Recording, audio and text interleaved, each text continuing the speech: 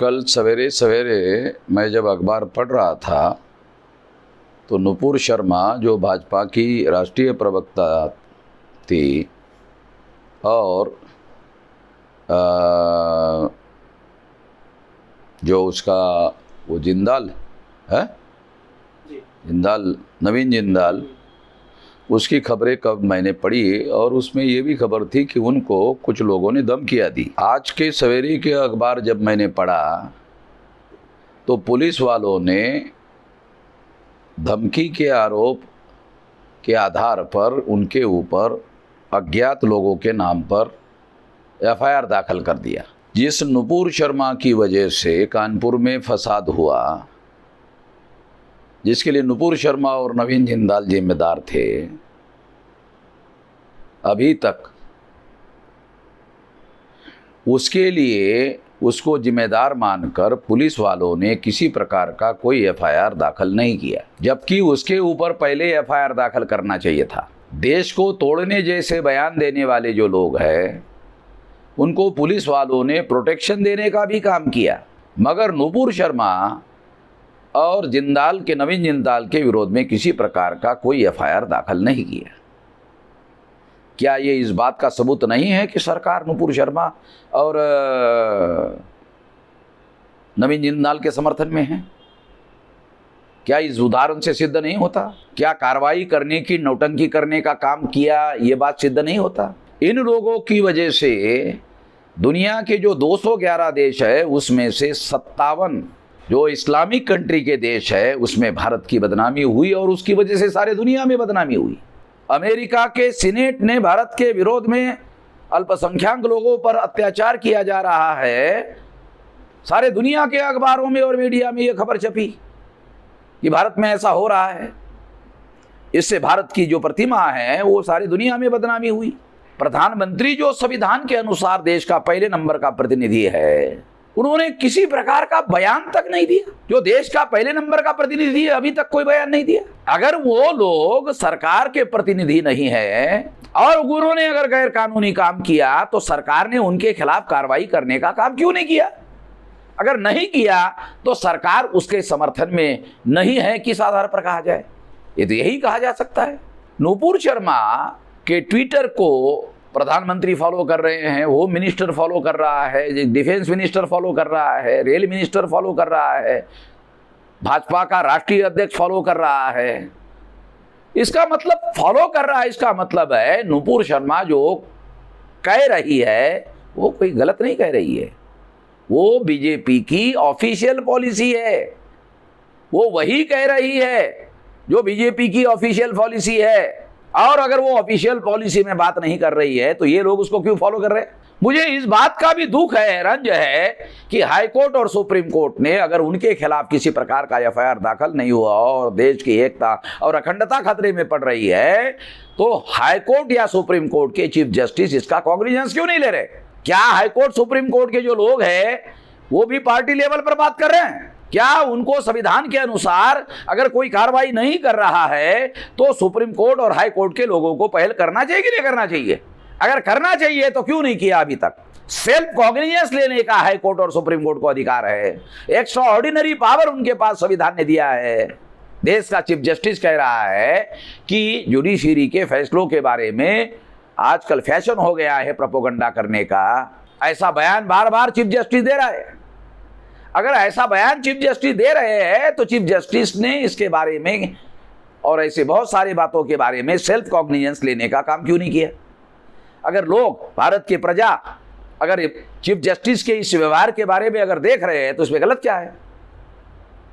मैं दोबारा रिपीट करके बोलता हूं, चीफ जस्टिस वर्मा ने बॉम्बे हाई कोर्ट के जजमेंट के विरोध में धर्म और धर्म के प्रतीकों का इस्तेमाल करते हुए चुनाव लड़ने को भ्रष्टाचार घोषित किया था। उसको जस्टिस वर्मा ने जो चीफ जस्टिस से रद्द किया था, उसकी वजह से सारा का सारा समस्या खड़ी हो गई। क्या जस्टिस रमन चीफ जस्टिस है, इसकी समीक्षा करेंगे? देश हित में, राष्ट्र हित में समीक्षा करेंगे? जो मेरे जैसे सामान्य बुद्धि के आदमी को समझ में आ रहा है, चीफ जस्टिस को समझ में नहीं आ रहा है।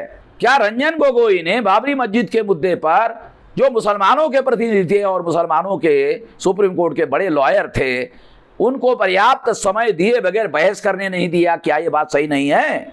क्या ये रिकॉर्डेड फैक्ट नहीं है?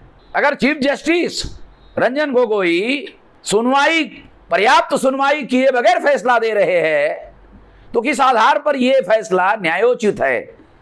नेचुरल जस्टिस के अनुसार यह फैसला दिया गया है, किस आधार पर कहा जा सकता है? अगर ये लोग कहते हैं तो जस्टिस रमन्ना को क्यों बुरा लग रहा है? बुरा नहीं लगना चाहिए। ईवीएम के बारे में सुप्रीम कोर्ट ने फैसला दिया, मेरे केस में सुप्रीम कोर्ट ने फैसला दिया, पेपर ट्रेल मशीन लगाने का फैसला दिया, रंजन गोगोई ने इसको बदलने का और मैच करने का फैसला दिया। क्या जस्टिस रमन्ना मैच करने से फ्री फेयर एंड ट्रांसपेरेंट हो सकता है, इसको सिद्ध करने के लिए कोशिश करेंगे? किस आधार पर मैच करने से फ्री फेयर एंड ट्रांसपेरेंट हो सकता है?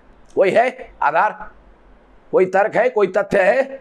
जब बैलेट पेपर हुआ करता था तो रिकाउंटिंग होती थी, तो पेपर ट्रेल मशीन के अंदर जो कागज डाले जाते हैं वोट के, उसकी रिकाउंटिंग करने से ही फ्री फेयर एंड ट्रांसपेरेंट चुनाव हो सकता है। क्या जस्टिस रमन ऐसा करने की कोशिश करेंगे? अगर भारत के प्रजा की तरफ से ये बात अगर उठती है तो वो करेंगे। अगर नहीं करेंगे तो फिर लोग क्रिटिसिज्म नहीं करेंगे तो क्या करेंगे? आप निष्पक्षता से कोई काम कर रहे हैं ऐसा दिखाई तो दे नहीं रहा है, आप केवल बयान दे रहे हो।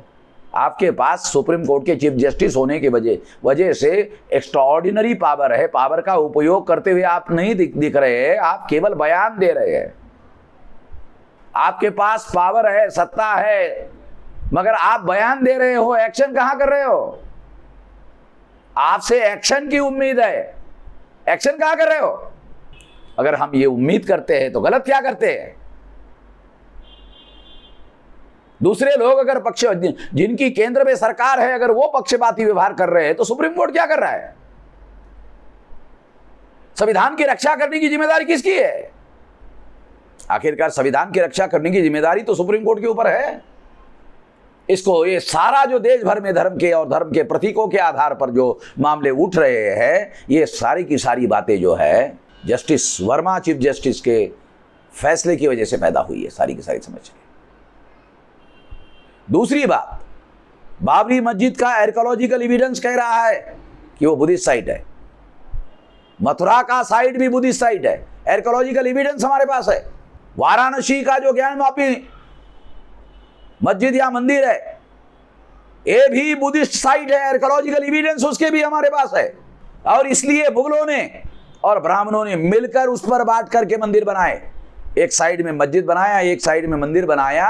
अगर ये मंदिर होता तो ब्राह्मणों के पुरखों ने अपनी आधी जगह मुसलमानों को क्यों दी? क्योंकि वो जगह ब्राह्मणों की नहीं थी, वो बुद्धिस्ट की थी। तो ब्राह्मण और मुसलमानों ने आपस में संगत मत करके ये षड्यंत्र करने का काम किया। उस समय ब्राह्मणों के पुरखों ने जो काम किया वो देशद्रोह का काम था।